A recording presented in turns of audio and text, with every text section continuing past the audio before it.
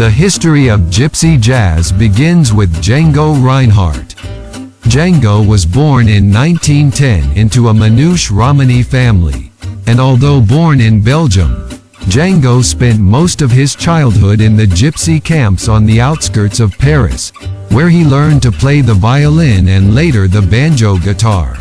By the time he was a teenager, he was able to make a meager living from performing music on both the bongo guitar and the guitar.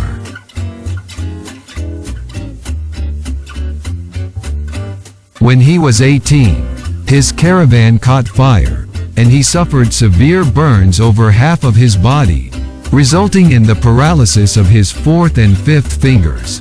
While recuperating, his brother bought him a new guitar, and Django set about relearning how to play the instrument.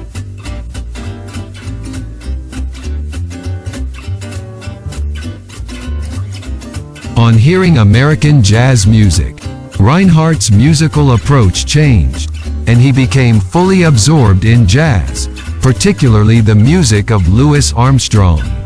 Soon, his interest in jazz led him to befriend the violinist Stéphane Grappelli, who had similar interests.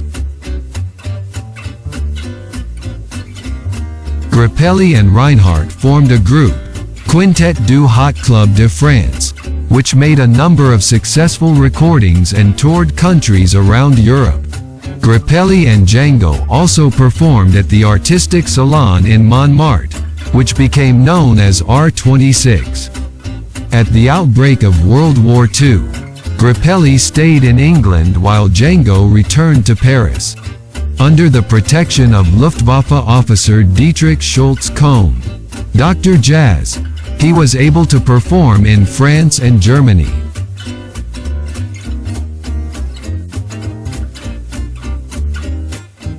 After the end of World War II, Reinhardt toured America with the Duke Ellington Orchestra and performed to packed houses.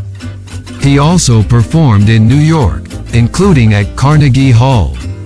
Django returned to France and continued to perform at the R26 Salon, but by 1951 he retired to Samoy-sur-Seine on the outskirts of Paris. He continued to play at Paris jazz clubs.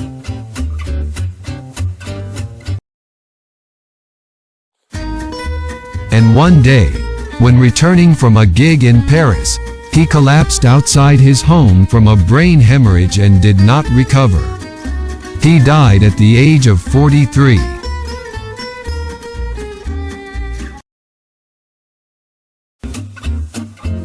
Thank you for watching. To end this session, I will convey a quote from Django. Jazz attracted me because in it I found a formal perfection and instrumental precision that I admire in classical music, but which popular music doesn't have. It doesn't matter all that much.